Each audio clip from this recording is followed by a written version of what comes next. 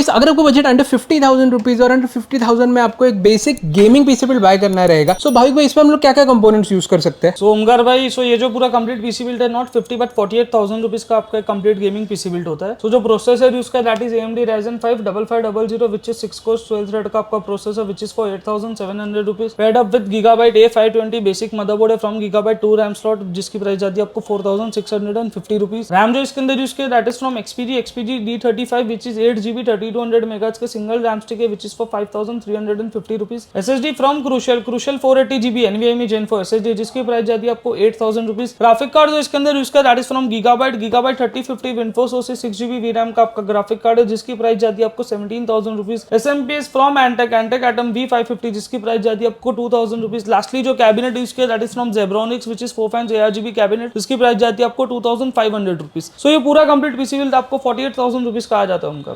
तो गाइस अगर आपको कंप्लीट पीसी बिल्ड बाय करना रहेगा तो आप कंप्यूटर प्लेनेट को जरूर कांटेक्ट कर सकते हो। भाविक भाई का नंबर मैंने प्रिंट कमेंट में दे दिया है।